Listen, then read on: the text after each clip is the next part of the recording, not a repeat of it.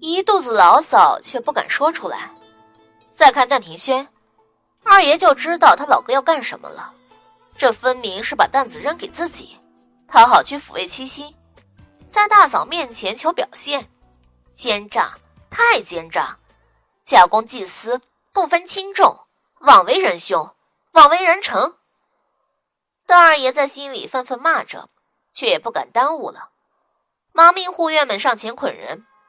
要说土狗帮众也不是这么没出息的，眼看大势已去，就乖乖束手待毙，只是他们有心奋起，奈何无力起身。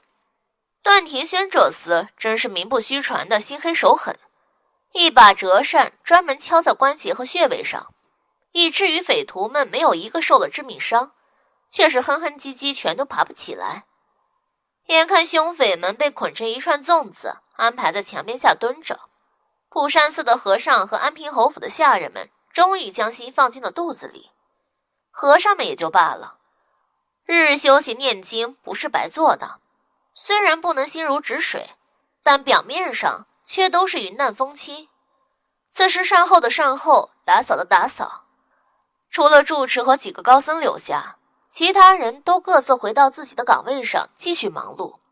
侯府的下人们却都不同了，从刚才世子爷那句话，众人便知道这一次回府后最起码也能有几两银子的赏，正兴奋地彼此小声议论着，就见从那后殿里有几个人灰溜溜的悄悄出来，低眉顺眼的就要往他们这里凑。大家一想便明白了，这几个贪生怕死的东西刚才不敢出来，这会儿害怕被世子爷发现，所以想趁世子爷正围着奶奶嘘寒问暖的时候来个滥竽充数。只是这种关头，谁又愿意让这些滥竽充数的家伙冒领功劳？说不准这里面还有和土匪私通的呢。万一一时烂好心，到引火烧身，功劳变成了罪过，找谁伸冤去？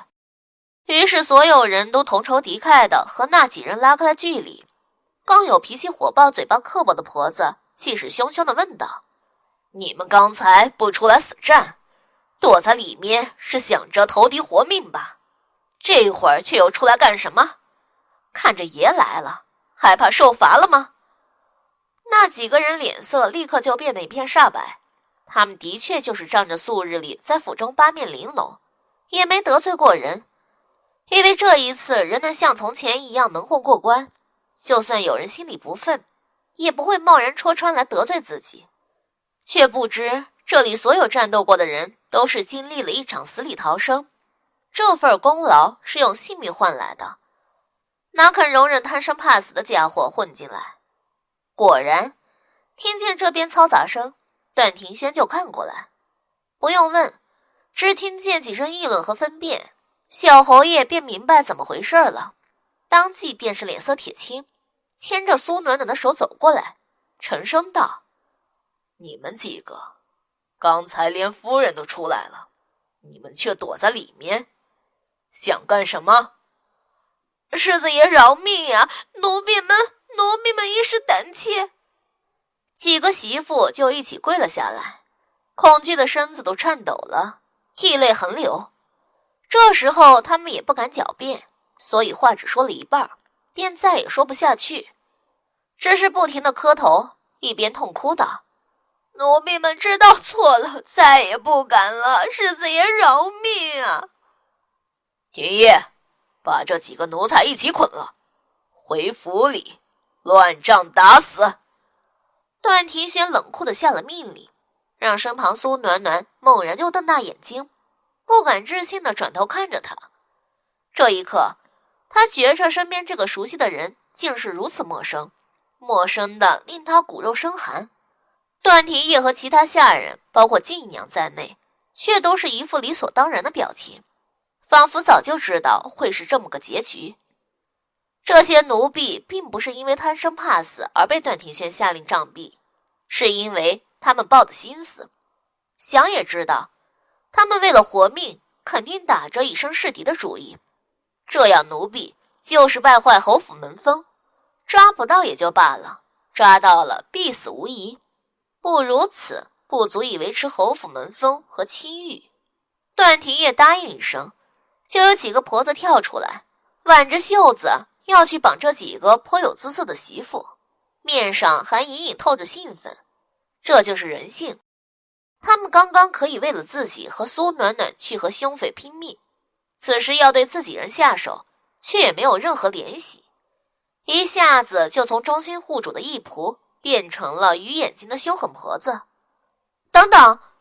苏暖暖终于再也忍不住，刚喊了一声，就见段庭轩转过头道：暖暖，刚经过一场惊吓，这些事你就不要管了。走，我们进屋去说话。苏暖暖不想进屋去说，她想现在就说。然而看到段庭轩深邃如海的眸子，那其中似是蕴含着无限深情，却并没有什么不悦警告之意。他下意识的就没有再把话说出口，直觉中好像渣男这样做也是为了自己好。转眼间，那几个面色死灰的媳妇就被拖了下去。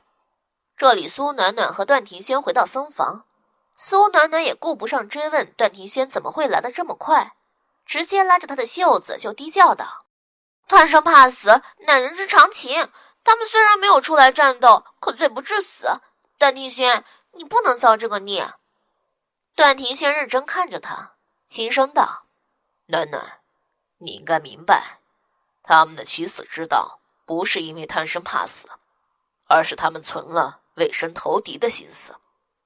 那也不该死。苏暖暖坚持不退。千古艰难唯一死，伤亲岂独西夫人。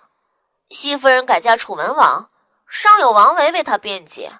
这些奴婢，你们整日里说他们出身微贱，却要求他们在生死关头要有贵族女人也未必能做到的高贵赴死精神，这不是太不公平了吗？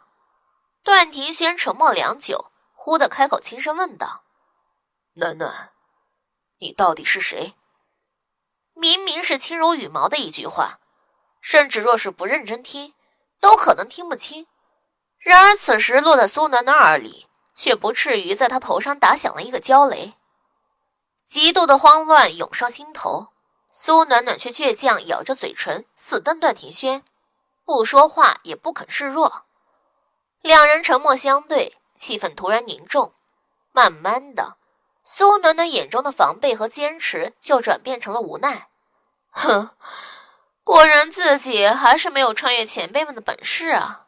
他放弃不了美食，所以才能有那么些翻新的花样吃法。可即便他能忍住嘴馋，这三观却是无论如何也没办法改变的。别说是半路穿越，就算他是穿越成一个婴儿，经过10几20年封建教育的熏陶，也没办法改变那根植在骨血中的精神和信仰。段庭轩这样奸诈的家伙，只怕是从第一次看到自己后就已经开始怀疑了。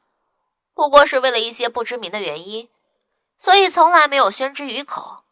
可你既然选择装糊涂，就装糊涂到底呀，几个下人而已，是不是？就算放了他们也没什么嘛，我也不至于就触犯了你的底线吧。哼，既然你不愿意说，我也不逼你。段庭轩一笑，抬手替苏暖暖整理着因为战斗而有些散乱的发髻，然后忽的一把将她拥到怀中，沉声道：你只需要知道，我喜欢你，发自内心的喜欢。暖暖，我不管你是人是鬼，是妖是魔，在我心里，你都只是我的暖暖。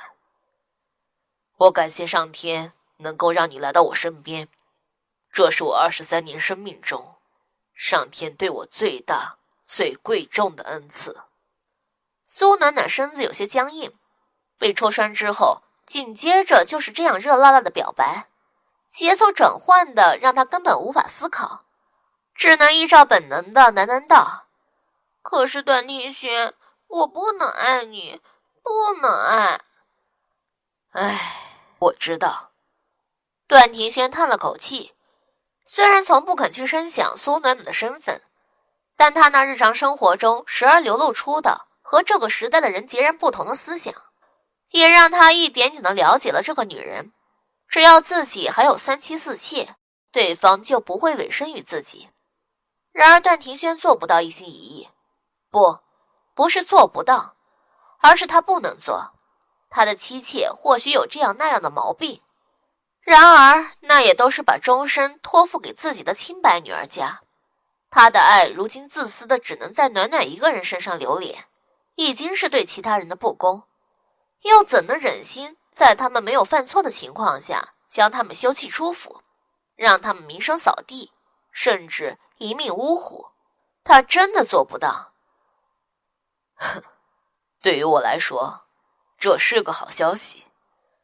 叹气之后，小侯爷放开了苏暖暖，忽然笑着说道，听那语气似乎真有无尽的庆幸，这让苏暖暖疑惑，暗道，该不会我刚才默认了身份，把这家伙刺激傻了吧？不要啊，老天！要是因为我的穿越让大夏失去一个栋梁之才，我会成千古罪人的。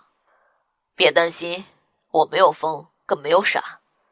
看着妻子的眼神，段庭轩就知道他在想什么，不由哭笑不得，然后深吸一口气，又慢慢呼出来，方苦笑道，最起码你刚才说的是不能爱我，而不是你不爱我，那我就还有机会，不是吗？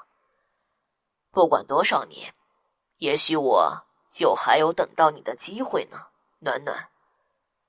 你原来是这么容易知足的人吗？苏暖暖肃然起敬，自己从前果然把人家段庭轩的格调看低了吗？原来被自己叫做渣男的男人，是那种既能做花心萝卜，也能做柳下惠的大圣贤。妈呀，这太惊悚了，真不想相信呀。与其如此，他宁愿相信段庭轩这厮是双重人格。第132章完。感谢收听由醉黄林为您播讲的梨花白作品《实景》。